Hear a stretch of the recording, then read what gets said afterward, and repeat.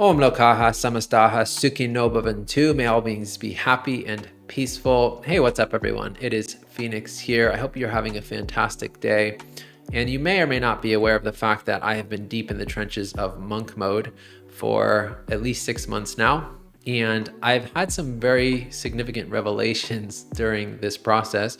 Among them, that dating just feels really heavy when you're trying to focus on your life's purpose and your mission, because that consumes a lot of your time and energy. And there's all of these interesting structures around dating. Like, for instance, there's these ideas that we need to impress the other person with our words, with our dress. And of course, this is not all that uncommon in society, but it seems to be that it's even more heightened during that interaction between two people, because maybe you find that person attractive. At least that's probably why you went on the date in the first place. And so you'll bend over backwards and maybe say and do things that you wouldn't normally in order to impress them. And this creates it sort of sets the tone for an inauthentic relationship, if that makes sense.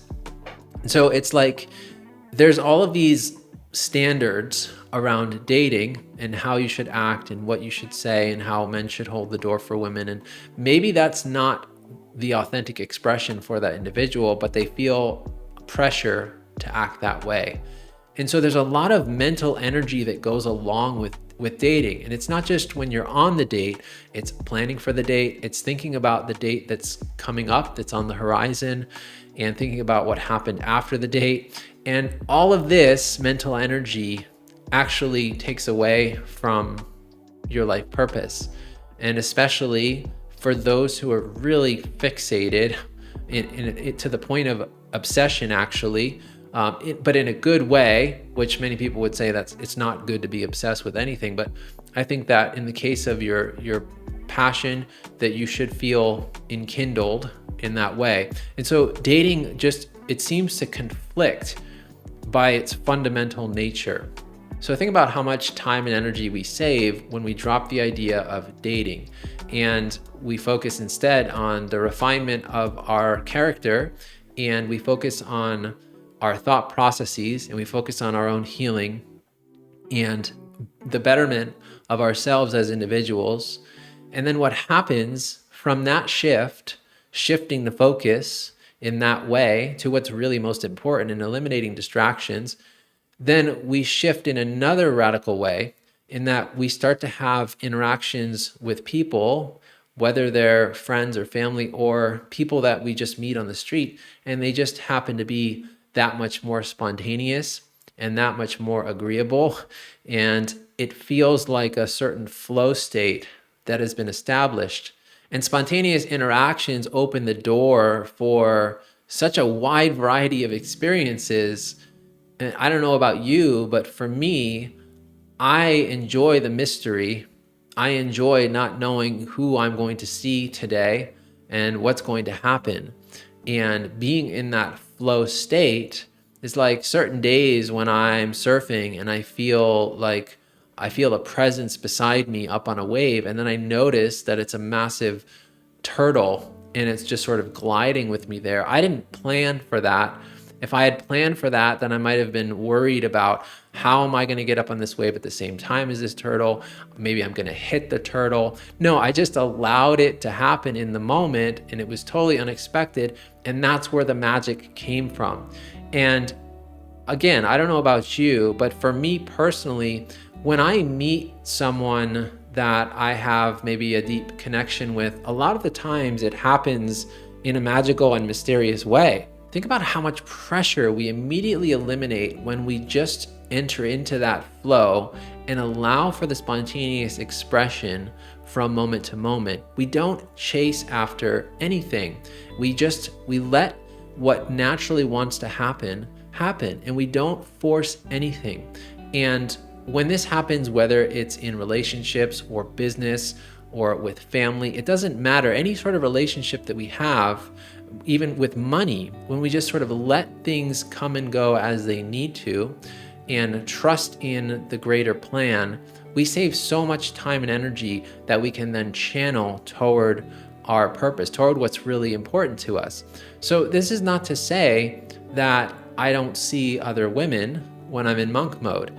No, that's not it at all. But what I will do is I will say, if I like a woman, I'll say, hey, I'm going to be going up to the forest. I'm going to go on a hike, or I'm going to go surfing. I'm going to walk my dog. And these are already events that I've planned for myself. I'm going to go and do it no matter what. But I will invite them and say, hey, maybe you'd like to come with me. And this completely eliminates any pressure on either side. Because for me, I don't feel any sort of fear of rejection if she says no, if it's not in her flow.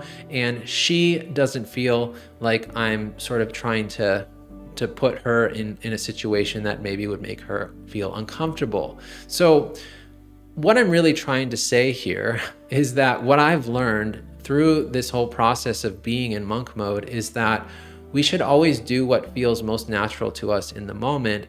And doing so helps us to save energy that we can then use in a more productive way. And so that might look like something completely different for you, but I feel like a lot of people would really resonate with the idea that we don't need to have these old structures that we've been sort of playing out for so many decades now, probably well over many centuries, you could say, this idea of dating.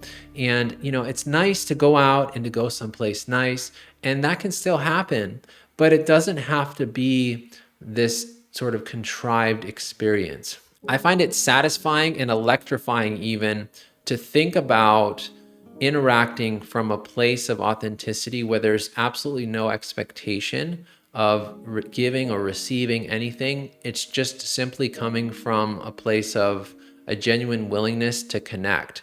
And the opportunities and possibilities that presents are limitless. And so I think that the less we define these ideas, the better off we are, because society has us believing so much garbage about how to look and how to talk and how to walk and how to be liked. But the right people are going to like you no matter what. And the wrong people are going to dislike you no matter what. And that's just the way it goes.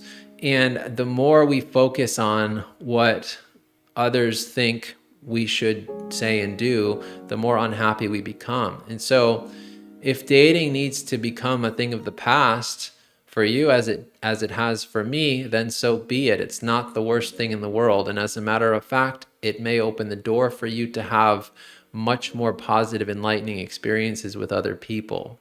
So that's all I've got for you today. I hope that you enjoyed this video, that you found it useful, and I would love to hear your comments, your experiences around dating, and especially for those of you that have practiced monk mode, but even if you haven't. And how do you interact with your significant other while you're in a phase of monk mode? If you are, say, married, what sorts of experiences do you have together? Do you simply stay home and maybe watch a movie or chat for a while, or what do you do differently? So have a beautiful rest of your day.